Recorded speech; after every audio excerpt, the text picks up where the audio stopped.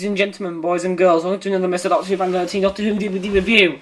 And today we are going to be taking a look at, continuing my requests for single DVD reviews of the classic series. And we're going to be, obviously today we're going to be reviewing The Mark of the Rani, requested by William Steele. So thank you very much for requesting this, William Steele. A link to his channel will be in the description below. And without further ado, we're going to dive right in to this review. So, we've got the BBC DVD logo up here, the old one, the way I like it. Doctor Who, The Mark of the Rani. And then for the cover, we just got the Rani, the Master, and the Doctor. The three Time Lords trio, if you will. Rani's TARDIS console, rated U. Got the background there, the setting of the story, the Spanish country. I don't know where it's set, but hey, got a setting there. It's from the Colin Baker years, 1984 to 86. On the spine, we just got Doctor Who, The Mark of the Rani. On the back, we've got the Rani disguised as the old Buddha woman there. These pictures. The Doctor and Perry. The Master, hypnotising one of the Rani's henchmen. The Master and the Rani. And I've got their names now. Doctor Who, The Mark of the Rani, starring Colin Baker by Pippin Jane Baker. Drawn off course en route for Kew Gardens, the TARDIS materialises in the mining village of Killingworth in the early 19th century, and the Doctor and Perry find themselves in the midst of a Luddite rebellion. I don't know. Why are peaceful men resorting to mindless violence? Can't speak today. And why is the Master intent on sabotaging the Industrial Revolution? In order to safeguard Earth's future, the Doctor must defeat the combined force of two rogue Time Lords from his own past. So, special features, we've got a ton here. We got commentary by Colin Baker, the Doctor, Nicola Bryant, Perry Brown, and Kate O'Mara, the Rani.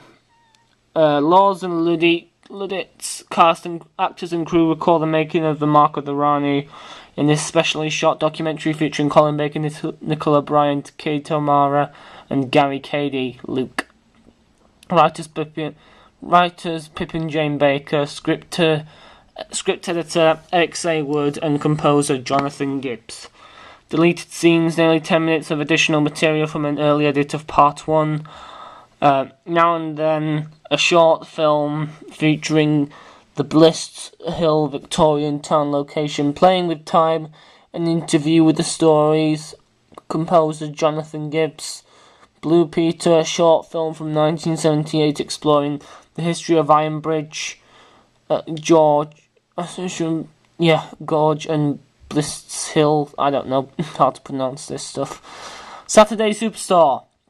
An extract from March 1984 featuring Colin Baker, Nicola Bryant, and Anthony Ainley, the Master. Alternative soundtrack.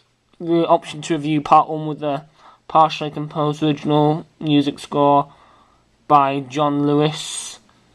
John Lewis? Hey, is that... The John Lewis shop is named after a musical composer who did music for Doctor Who, eh? I don't know. Isolated music score, clean, synchronous music is available for both episodes. Radio Times listings, DVD-ROM, photo gallery, production subtitles, digital master picture and sound quality. The story was originally broadcast on BBC One between second and... Wait, why does it say tooth? It says 2TH, so the tooth. The 2th of February and 9th of February 1985. Oh my god. Typo! Someone made a typo on this DVD. That's funny. Right. Okay. stop being immature now, Mr. Doctor Who Fan 13, just get on with the review. Produced by John Nathan Turner, directed by Sarah Hillings, and all the boring information no one cares about. Then inside we've got, this is what it looks like. So, yeah. Got production notes, chapter selection, it's a 2-part story.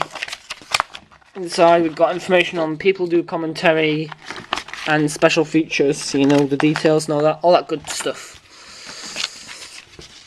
And then we have the disc for Doctor Who, The Mark of the Rani.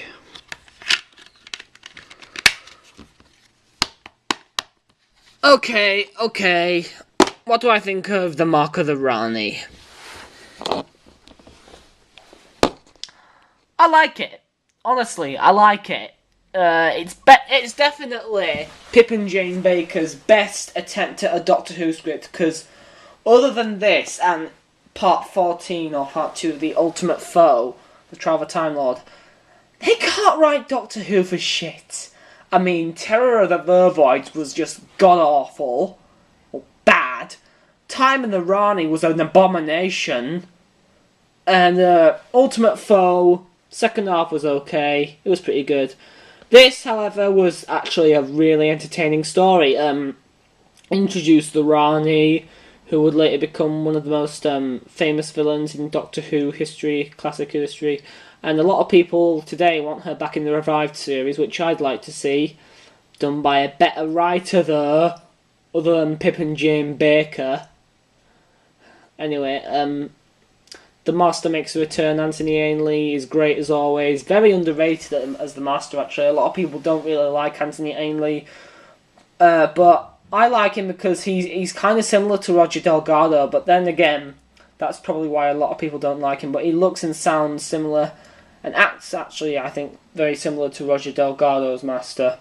But still, he's not quite as good as the original Master.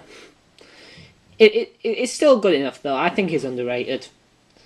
Let's see, what else do we have? Yeah, we've got, I think this was, like, sort of the first story where Perry wasn't actually kind of... I mean, she still kind of was portrayed as a sex object, you know, the cleavage and stuff like that, but I think the sort of turned it down a bit in this story. They didn't fully turn it down, though, I don't think, until Time Lash onwards. So, yeah, but still, I think Colin Baker and Nicola Bryant are great in this story, as well as Kate O'Mara and Anthony Ainley as the Master and the Rani. So, yeah, that's all good. And overall, it's a good story. It's a good enough story. I think it's the weakest of season 22. Believe it or not, I actually think Time Lash is better than this. I don't know why a lot of people don't like that story. Season 22 is one of my favourites. There's not a single story I don't like from it, actually. But overall, The Mark of the Rani, quite good. I'd probably give it 8 out of 10. 7 out of 10, actually. It's not one of the best Doctor Who stories, but it's good enough. It's definitely good. You know, it's one I'd probably recommend if you're looking to start out a collection, because it is pretty cheap, I think. It's quite an old DVD release. 2006 this was. So, yeah. And also it's funny just to get for the type on the back that says 2th of February instead of 2nd of February. So, that's that. That's The Mark of the Rani. Practically it, guys. Hope you enjoyed this. As usual, this is Mr. Doctor Who Fan 13 saying word out. Next up, we're going to be looking at Revelation of the Daleks.